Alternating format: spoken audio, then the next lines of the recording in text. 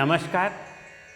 कौशल योग के आज की इस कड़ी में हम लोग मधुमेह से बचाव के उपाय की चर्चा करेंगे। मधुमेह का मतलब डायबिटीज़ होता है।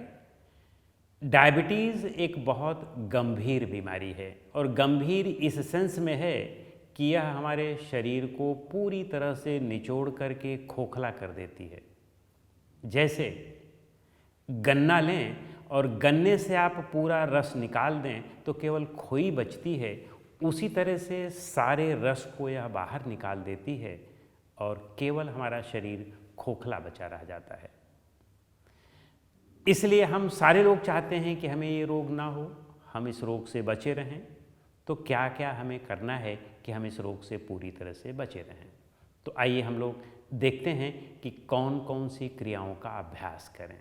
तो सबसे पहले हमें इसके लिए थोड़े से कुछ व्यायाम हैं जिनका अभ्यास करना पड़ेगा। पहला है सूर्य नमस्कार। यदि हमें कोई शारीरिक अक्षमता ना हो, कमज़ोर ना हो, अन्य लोग जो सामान्य लोगों की बात हो रही है, तो हमें सूर्य नमस्कार प्रतिदिन करना चाहिए। तो आइए हम देखते हैं कि कैसे हम सूर्य नमस्कार करते हैं और फिर उसके बाद जो अन्य आसन हैं उनको भी देखेंगे। तो सबसे पहले हम खड़े हो जाएं। पहला आसन जिसे हम प्रणाम मुद्रा कहते हैं, फिर दूसरा, फिर तीसरा, चौथा, पांचवा, छठा, सातवां, आठवां, नौवां, 10वां, 11वां, 12वां। फिर ये तो हमारा दाहिने पैर से हुआ। अब हम यही चीज़ बाएं पैर से करेंगे।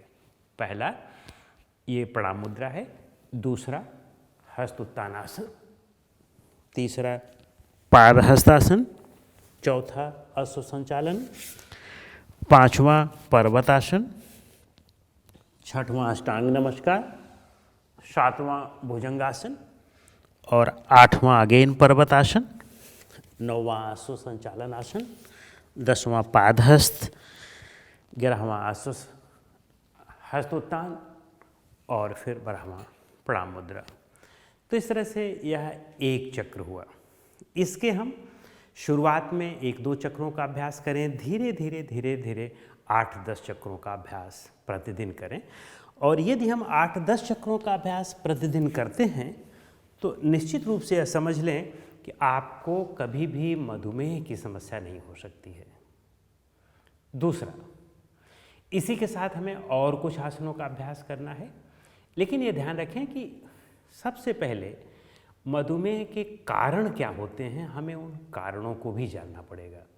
क्योंकि यदि हम कारण को नहीं जानेंगे तो हम मधुमेह की समस्या का पूरा निदान नहीं कर सकते हैं। केवल आसनों के अभ्यास से, प्राणायाम के अभ्यास से, योग के अभ्यास से ही ये संभव नहीं हो पाएगा। इसका जो सबसे प्रमुख कारण है वह मानसिक तनाव और भावनात्मक असंतुलन है।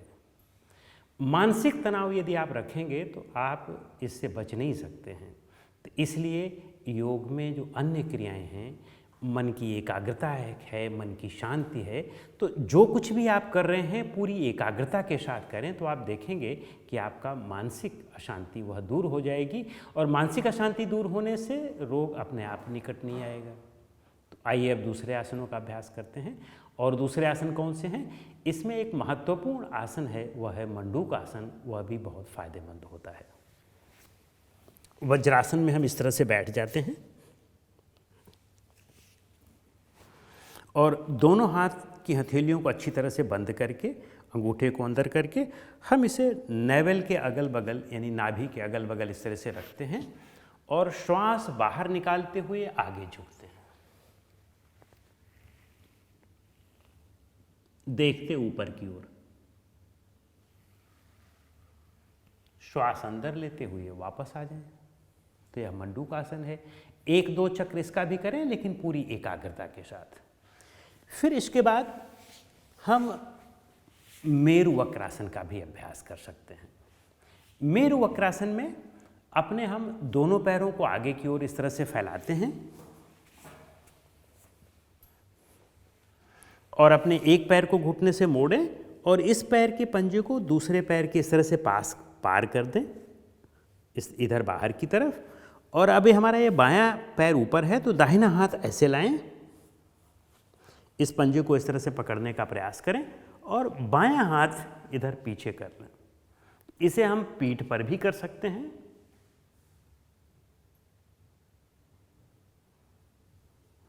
बिल्कुल स्थिरतापूर्वक रुकना है और मन को एकाग्र करते हुए।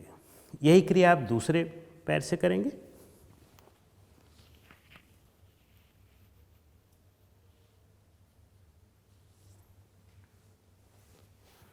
मन को एकाग्र रखते हुए। तो यह हमारा मेरु वक्रासन हुआ। मेरु वक्रासन के बाद हम एक बहुत महत्वपूर्ण आसन जिसे हम अर्ध मत्स्येंद्रासन भी कहते हैं, मेरु वक्रासन से थोड़ा सा एडवांस्ड है वो। यानी कुछ दिन मेरु वक्रासन का अभ्यास कर लें तो फिर आप इसका अभ्यास करना शुरू करें, अर्ध मत्स्येंद्रासन का। उसके अभ्यास की क्या विधि है, आइए हम देखते हैं। जैसे आपने मेरु वक्रासन में दोनों पैर को आगे रखा, इसमें एक पैर की एड़ी को, जैसे बायां पैर हमने मोड़ा तो बाएं पैर की एड़ी को दाहिने नितंब के नीचे ऐसे रख लें, बाएं पैर की एड़ी को दाहिने नितंब के नीचे। अब दाहिने पैर को मोड़े और इस पैर के पंजे को इस घुटने के ऐसे बगल में इस तरह से रख लें, ऐसे करें। अभी हमारा दाहिना पैर है तो हम बाएं हाथ को यहाँ लाएं और बाएं हाथ से इसको टच करने का प्रयास करें और दाहिने हाथ को अगर बैलेंस बनता है तो पीछे पीठ पर रख करके बॉडी को राइट की तरफ टर्न कर दें।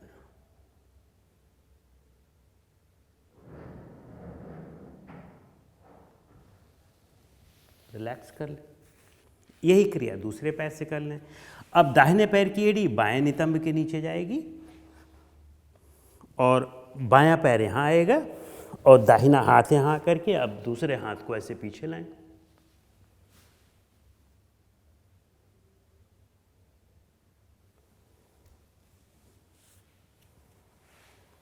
तो यह हमारा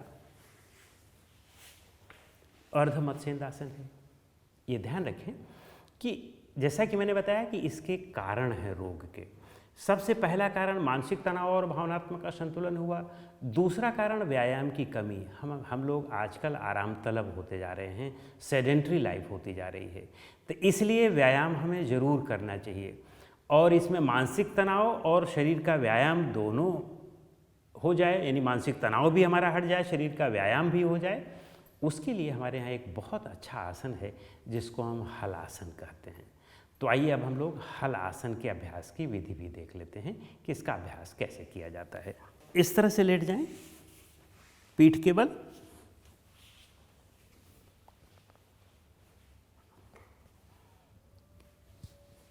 और अब धड़ को उठाएं,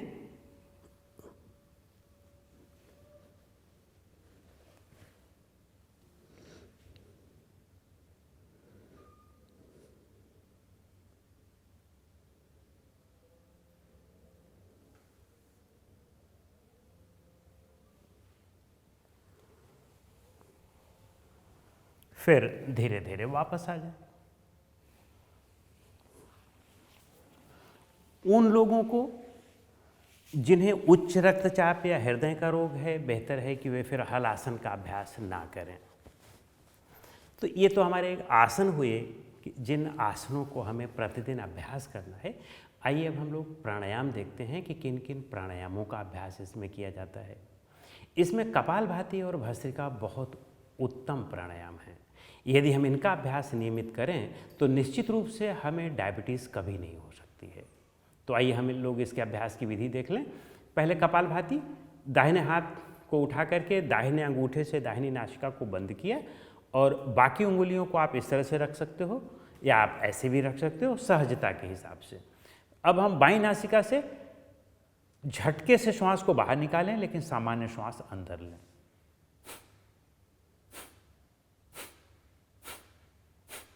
पूरी सजगता के साथ आप जितना कर सकें, 15, 20, 25, 30, प्रारंभ में इतने से ज़्यादा नहीं। फिर दूसरी नासिका को बंद करें।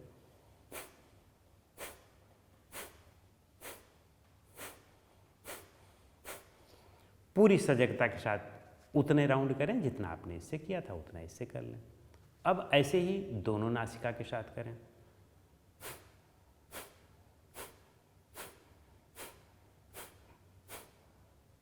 यह हमारा एक चक्र हुआ, लेकिन पूरी एकाग्रता के साथ, मन को पूरा फोकस्ड करते हुए। और आपको पूरा जो है अपने मन को इतना क्रिया में लगा दें कि क्रिया के अलावा इसके लाभ पर आपका मन ना जाए, इसके फल पर मन ना जाए। पूरी क्रिया में आप इतना तल्लीन हो जाएं कि इसी में आपको मजा आने लगे। फिर इसके बाद ये तो एक चक्र हुआ। एक चक्र के बाद इसको एक हफ्ते बाद, 2 हफ्ते बाद 2 चक्र जोड़ लें, फिर 3 चक्र जोड़ लें, फिर 4 चक्र जोड़ लें। इस तरह से 5 चक्रों तक इसे जोड़ा जा सकता है। और फिर इसके बाद आप इसमें भस्त्रिका भी करें। भस्त्रिका के अभ्यास की क्या विधि है? कपालभाति और भस्त्रिका में एक ही अंतर है कि कपालभाति में आप झटके से निकालते हैं, लेकिन लेते नॉर्मल हैं। भस्त्रिका में झटके से निकालना भी है, लेना भी झटके से है, और गहरी लेना है, यानी डीप एंड फास्ट। तो आइए हम देखते हैं। ठीक उसी तरह से विधियां उसी तरह से रहेंगी, बस डीप एंड फास्ट करना है इस तरह से।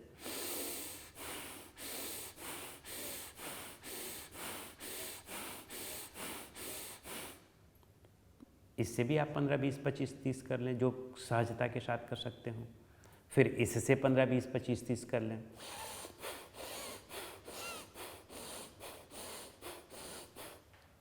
फिर दोनों से ऐसे कर लें 25, 30, जितना आप सहजता के साथ प्रारंभ में कर सकते हो। धीरे धीरे बढ़ना है। याद रखें, स्वामी स्वात्माराम जी घेरंड संहिता में कहते भी इसीलिए हैं कि यथा सिंहो गजो व्याघ्रो भवेद्वस्य शनैः शनैः तथैव सेवितो वायुरन्यथा हन्ति साधकम। यदि हम धीरे धीरे जैसे गज को यानी हाथी को, शेर को और बाघ को साधते हैं, घोड़े को साधते हैं, ठीक उसी तरह से हमें श्वास को साधना है।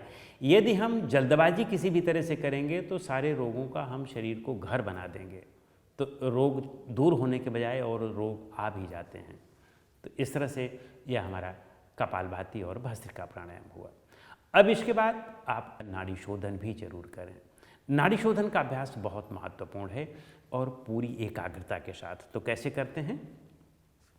अपने दाहिने हाथ के अंगूठे को उठा करके दाहिनी नासिका को बंद किया, और ये जो तीसरी उंगली है यह बाईं नासिका पर रहेगी।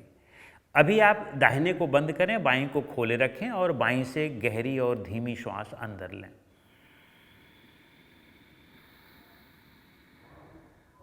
पूरा भरने के बाद अब इसे बंद करके इसे खोल दें,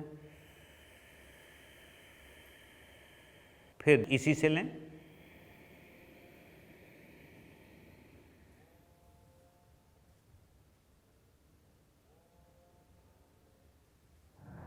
फिर इसे खोल दें,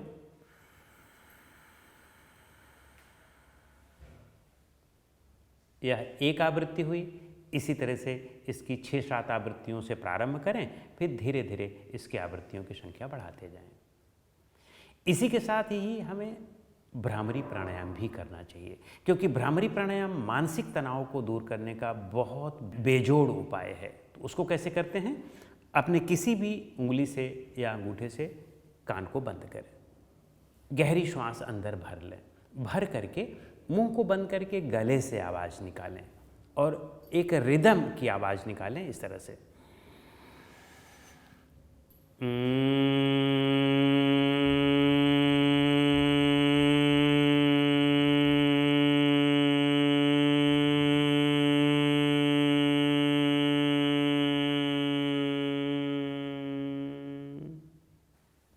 और इस आवाज़ को अच्छी तरह से सुनेंगे, पूरा उस पर फोकस्ड रहेंगे। तो यह तो हमारा प्राणायाम हुआ। जैसे कि मैंने बताया कि हमारे इस मधुमेह की समस्या का कारण क्या है, क्योंकि बिना कारण जाने हम रोग को दूर नहीं कर सकते हैं या उस रोग से अपने को बचा नहीं सकते हैं। क्योंकि उस रोग से बचाने में हम कारण जब जानेंगे तो कारण को हम आने ही नहीं देंगे, उसके कारण को ही दूर कर देंगे तो रोग नहीं आएगा। कारण से ही कार्य होता है। तो हमें जो मूल कारण है, मैंने बताया कि मानसिक तनाव। मानसिक तनाव किस चीज़ से जा सकता है? कोई दवाएं इसके लिए है नहीं, और इस संसार में कोई दवा बन भी नहीं सकती है, क्योंकि मन जो है एक ऐसी चीज़ है कि हमारा क्रिएशन है और बहुत सूक्ष्म है, वहाँ तक दवाओं की पकड़ ही नहीं है। उसके लिए योग निद्रा और ध्यान सबसे बेस्ट चीज़ है। आप रोज़ योग निद्रा करें, आपको कभी भी तनाव होल्ड नहीं हो सकता है। रोज़ का रोज़ तनाव होगा और निकल जाएगा, और तनाव के बिना कोई रह भी नहीं सकता है। सामान्य जीवन में तो हम बिना तनाव के रह नहीं सकते हैं, तो इसलिए तनाव तो हमें होता ही है। लेकिन हम मेडिटेशन और योग निद्रा करके उस तनाव को रोज़ का रोज़ बाहर निकालते जाएं, तो हम रोज़ का रोज़ अच्छे रहेंगे। रोज़ का रोज़ गंदगी होगी, रोज़ का रोज़ सफाई कर लेंगे।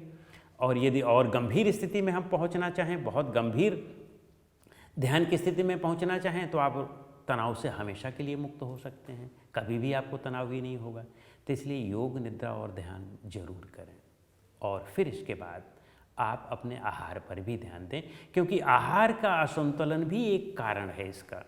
तो आहार का कैसे असंतुलन होता है? जब हम रोज़ रोज़ खाते हैं और खाने में हमारे खाने की क्वालिटी अच्छी नहीं होती है, खाने का समय अच्छा नहीं होता है, तो उस स्थिति में, या हम अति आहार कर लेते हैं, तो उस स्थिति में हमारा सिस्टम बहुत कमज़ोर होता जाता है।